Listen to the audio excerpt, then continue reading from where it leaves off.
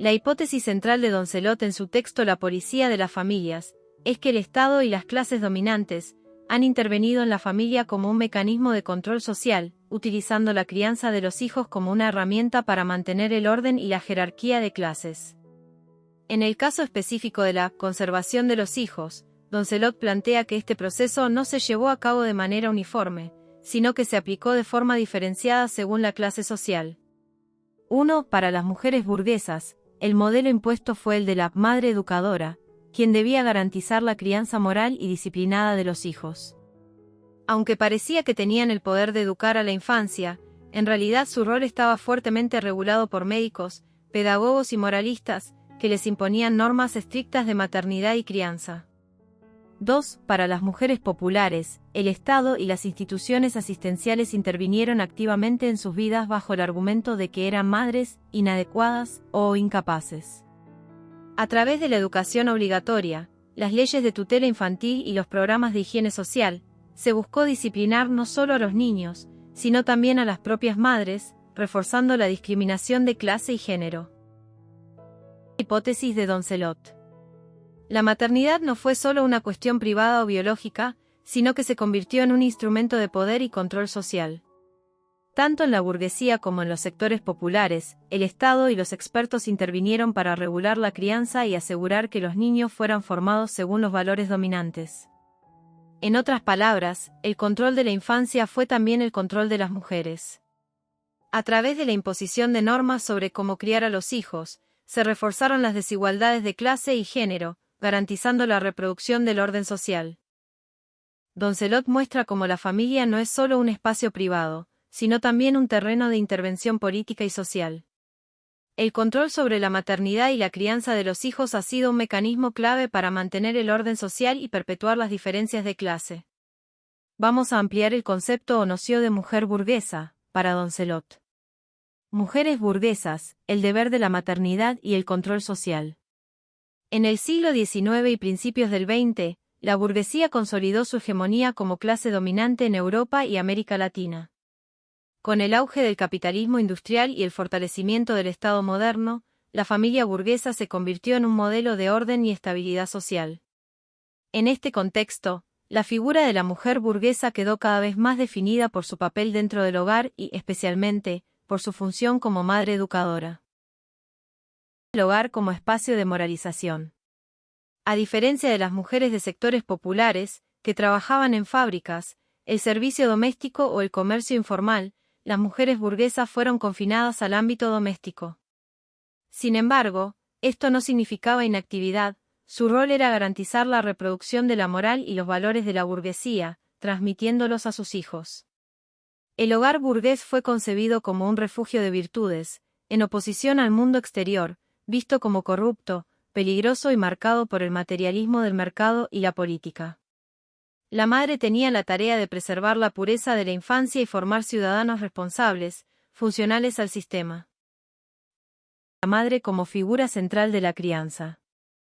Con la expansión de la pediatría, la psicología infantil y las teorías pedagógicas, la maternidad dejó de ser solo un instinto natural y se convirtió en una tarea científica y moral.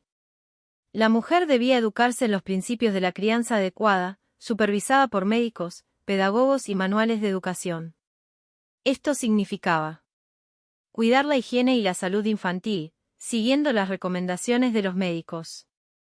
Regular la alimentación y la educación emocional de los niños. Garantizar una educación moral y religiosa, reforzando los valores de obediencia, disciplina y responsabilidad. Este modelo de maternidad también sirvió como un mecanismo de control social. A las mujeres burguesas se les otorgó una aparente autoridad sobre la crianza, pero dentro de límites estrictamente definidos por el Estado y los expertos. Sacrificio como ideal femenino. La maternidad se convirtió en el deber supremo de la mujer burguesa. Renunciar a su vocación materna era visto como un signo de egoísmo o degeneración moral. Esta visión fue promovida por médicos, religiosos y escritores de la época, que exaltaban el sacrificio materno como la forma más elevada de feminidad. Las mujeres que no cumplían con este rol eran duramente criticadas. El modelo de la mujer moderna, que aspiraba a la educación superior o al trabajo remunerado era visto con desconfianza, ya que desafiaba la división tradicional de los roles de género. Contradicciones y tensiones. A pesar de la idealización de la maternidad, muchas mujeres burguesas no criaban directamente a sus hijos, ya que delegaban gran parte de esta tarea en nodrizas, institutrices y niñeras. Sin embargo, seguían siendo responsables del desarrollo moral y emocional de sus hijos, lo que generaba tensiones en su rol. Además, el ideal de la madre sacrificada no siempre coincidía con la realidad de muchas mujeres burguesas, que participaban activamente en la vida cultural y social, e incluso en actividades filantrópicas o políticas, especialmente en movimientos feministas y de beneficencia. El control sobre la mujer burguesa. Así como el Estado vigilaba a las mujeres populares a través de la asistencia social y la educación obligatoria, también regulaba a las mujeres burguesas mediante normas médicas, pedagógicas y morales. La mujer debía ser madre, pero dentro de ciertos límites. No debía cuestionar la autoridad masculina dentro del hogar. No debía buscar autonomía fuera de la familia. No debía desatender su rol de educadora. En este sentido, la maternidad fue un mecanismo de control, no solo sobre la infancia, sino también sobre la propia mujer. Conclusión. La conservación de los hijos en la burguesía no solo implicó proteger la infancia, sino también moldear a la mujer dentro de un ideal de maternidad moralizada y vigilada. A través de discursos médicos, pedagógicos y religiosos, se consolidó un modelo de madre burguesa que debía educar a sus hijos bajo normas estrictas, asegurando así la continuidad del orden social. Este proceso dejó una huella profunda en la construcción de los roles de género, influyendo en la manera en que la sociedad ha entendido la maternidad hasta la actualidad. Este desarrollo amplía el análisis con más contexto social y detalles sobre las tensiones dentro del modelo de maternidad burguesa. Sobre mujeres populares. Mujeres populares, control, discriminación y la crianza bajo vigilancia. Mientras que las mujeres burguesas fueron idealizadas como madres educadoras y guardianas de la moral familiar, las mujeres de sectores populares fueron vistas como un problema a corregir. Su maternidad no era exaltada, sino vigilada y regulada por el Estado, los médicos y las instituciones asistenciales. A lo largo del siglo XIX y principios del XX, la consolidación del Estado moderno trajo consigo una serie de políticas que buscaban intervenir en la vida de los sectores populares bajo la excusa de la protección de la infancia y la higiene social. Sin embargo, detrás de estas medidas había una fuerte carga de discriminación de clase y género, que trataba a las mujeres populares como incapaces de criar adecuadamente a sus hijos. Trabajo y maternidad, una doble carga. Las mujeres de sectores populares trabajaban dentro y fuera del hogar. Muchas eran empleadas domésticas, obreras en fábricas textiles o alimenticias, lavanderas, costureras, vendedoras ambulantes o trabajadoras sexuales. Su jornada laboral era extensa y agotadora, lo que significaba que muchas no podían dedicarse exclusivamente a la crianza. A diferencia de las mujeres burguesas, que podían delegar el cuidado de sus hijos en nodrizas y niñeras, las mujeres populares no tenían esa opción. Criaban a sus hijos mientras trabajaban o los dejaban al cuidado de hermanas mayores, vecinas o incluso solas en casa. Esto generó una percepción negativa sobre ellas. Se las acusaba de desatender a sus hijos y de no proporcionarles una crianza adecuada. Se las culpaba por la mortalidad infantil, cuando en realidad era el resultado de la pobreza y las pésimas condiciones sanitarias. Se las consideraba ignorantes e irresponsables, justificando la intervención del Estado y la Iglesia en su vida familiar. El control estatal sobre las mujeres populares. Desde finales del siglo XIX, los estados comenzaron a implementar una serie de medidas para vigilar y disciplinar la vida de las mujeres de sectores populares bajo el pretexto de mejorar la infancia y la salud pública. Algunas de estas medidas fueron: la escolarización obligatoria. La educación fue vista como una herramienta para civilizar a los hijos de las clases bajas y alejarlos de la influencia de sus madres, consideradas inadecuadas para formarlos. Sobre mujeres populares. Mujeres populares, control, discriminación y la crianza bajo vigilancia. Mientras que las mujeres burguesas fueron idealizadas como madres educadoras y guardianas de la moral familiar, las mujeres de sectores populares fueron vistas como un problema a corregir. Su maternidad no era exaltada, sino vigilada y regulada por el Estado, los médicos y las instituciones asistenciales. A lo largo del siglo XIX y principios del XX, la consolidación del Estado moderno trajo consigo una serie de políticas que buscaban intervenir en la vida de los sectores populares bajo la excusa de la protección de la infancia y la higiene social. Sin embargo, detrás de estas medidas había una fuerte carga de discriminación de clase y género, que trataba a las mujeres populares como incapaces de criar adecuadamente a sus hijos. Trabajo y maternidad, una doble carga. Las mujeres de sectores populares trabajaban dentro y fuera del hogar. Muchas eran empleadas domésticas, obreras en fábricas textiles o alimenticias, lavanderas, costureras, vendedoras ambulantes o trabajadoras sexuales. Su jornada laboral era extensa y agotadora, lo que significaba que muchas no podían dedicarse exclusivamente a la crianza.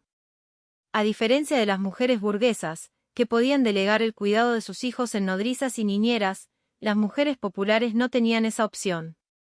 Criaban a sus hijos mientras trabajaban o los dejaban al cuidado de hermanas mayores, vecinas o incluso solas en casa. Esto generó una percepción negativa sobre ellas. Se las acusaba de desatender a sus hijos y de no proporcionarles una crianza adecuada. Se las culpaba por la mortalidad infantil, cuando en realidad era el resultado de la pobreza y las pésimas condiciones sanitarias. Se las consideraba ignorantes e irresponsables, justificando la intervención del Estado y la Iglesia en su vida familiar. El control estatal sobre las mujeres populares. Desde finales del siglo XIX, los estados comenzaron a implementar una serie de medidas para vigilar y disciplinar la vida de las mujeres de sectores populares bajo el pretexto de mejorar la infancia y la salud pública. Algunas de estas medidas fueron: la escolarización obligatoria. La educación fue vista como una herramienta para civilizar a los hijos de las clases bajas y alejarlos de la influencia de sus madres, consideradas inadecuadas para formarlos. La expansión de los hospitales y consultorios médicos. Las mujeres eran obligadas a seguir normas de higiene estrictas para evitar enfermedades, muchas veces sin considerar su acceso real a servicios de salud y alimentación adecuada. Las leyes de tutela infantil. En casos de pobreza extrema o abandono, el Estado podía quitarles la custodia de sus hijos y enviarlos a orfanatos o instituciones religiosas. El discurso médico y moralista. Médicos y reformadores sociales describían a las mujeres populares como incapaces de criar hijos saludables, reforzando la idea de que su maternidad debía ser regulada y supervisada.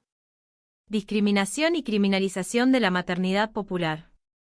Las mujeres populares no solo eran vistas como madres incompetentes, sino que también se las asociaba con la delincuencia, la prostitución y el desorden moral.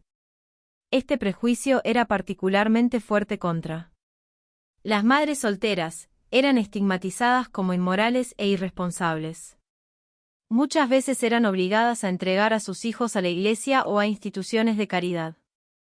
Las trabajadoras sexuales, se consideraba que no podían ser buenas madres y se las excluía de programas de ayuda social. Las mujeres indígenas y afrodescendientes sufrían una discriminación aún más profunda. Sus formas de crianza eran vistas como primitivas o inferiores, lo que justificaba la intervención violenta del Estado y la Iglesia en sus comunidades. Este control sobre la maternidad popular no solo respondía a razones de salud pública o educación, sino que tenía un objetivo político claro: mantener el orden social y garantizar que las nuevas generaciones de trabajadores fueran disciplinadas y obedientes. Resistencia y estrategias de supervivencia. A pesar de esta discriminación y vigilancia, las mujeres populares desarrollaron estrategias de resistencia y solidaridad para criar a sus hijos en condiciones adversas. Redes comunitarias. Muchas madres se apoyaban en familiares, vecinas y amigas para el cuidado de los niños, creando sistemas informales de guardería y apoyo mutuo. Acceso a la educación. Algunas mujeres buscaron activamente que sus hijos recibieran educación, viendo la escuela como una posibilidad de mejorar sus vidas, aunque muchas veces fuera un espacio de discriminación. Autonomía económica. Aunque el trabajo fuera precario, muchas lucharon por mantener a su familia sin depender del Estado o la caridad. Movilización y lucha. Con el tiempo, las mujeres populares se organizaron en sindicatos, movimientos feministas y grupos comunitarios para exigir mejores condiciones de trabajo, derechos maternales y acceso a servicios básicos. Conclusión. Las mujeres populares fueron objeto de un fuerte control estatal y moral que justificaba la discriminación de clase y género. Mientras que a las mujeres burguesas se les imponía el deber de criar hijos dentro de un modelo moral y disciplinado, a las mujeres populares se las sometía a vigilancia y tutela, culpándolas de la pobreza y la mortalidad infantil. Sin embargo, lejos de ser víctimas pasivas, las mujeres populares construyeron redes de apoyo, resistieron la imposición de normas externas y encontraron maneras de criar a sus hijos en contextos de extrema adversidad. La historia de la maternidad en los sectores populares es también una historia de lucha por el reconocimiento y la dignidad, que sigue vigente en muchas comunidades hoy en día.